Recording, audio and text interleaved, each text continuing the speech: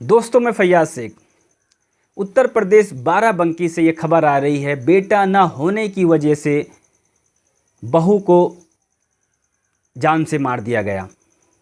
ये मामला है नगर कोतवाली क्षेत्र महिषी नगर मोहल्ले का है, जहां पर संध्या नाम की एक महिला का जो शव है वो रविवार एक पेड़ से लटका हुआ मिलता है। उसके बाद में पुलिस आती है और उसकी बॉडी को उतारा जाता है और उसके बाद में जांच पड़ताल करने के बाद में बॉडी को पोस्टमार्टम के लिए भेज दिया जाता है।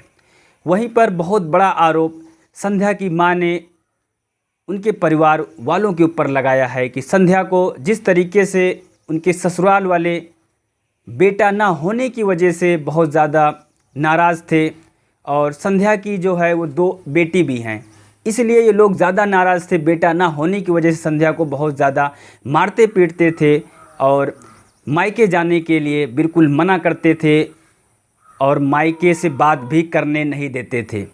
हद तो यहाँ तक हो गई कि संध्या के पिता की मौत भी हो जाती है और उनके इस मृत्यु पर भी संध्या को नहीं भेजा जाता है और सगे भाई की शादी भी थी, उस शादी में भी संध्या को नहीं भेजा जाता है। तो इस वजह से उनकी मां ने बहुत बड़ा आरोप लगाया है। वहीं पर पुलिस ने उसकी मां के मुताबिक 5 लोगों के ऊपर इस केस को दर्ज कर लिया गया है।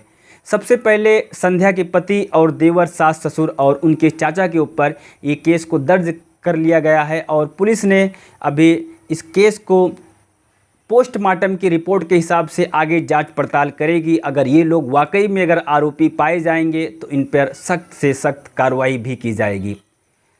तो दोस्तों देखिए, जिस तरीके से यहाँ पर बेटा ना होने की वजह से एक औरत की हत्या कर दी जाती है, क्या बेटा होना ये किसी के हाथ में है? ऐसा कुछ भी नहीं है। जो भी है, हो सकता है कि संध्या की किस्मत में शायद बेटा रहा हो, लेकिन फिर भी उसको मार दिया जाता है। या हो सकता है कि बेटी भी रही हो, लेकिन ऐसा कुछ भी नहीं उनको करना चाहिए था, क्योंकि ये बेटा और बेटी जो है वो ईश्वर के हाथ में है और उनके बगैर कोई कुछ भी नहीं बदल सकता है।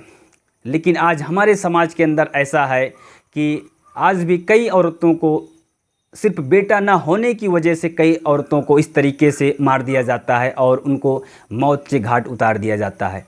तो आप कभी भी ऐसा भेदभाव ना करें।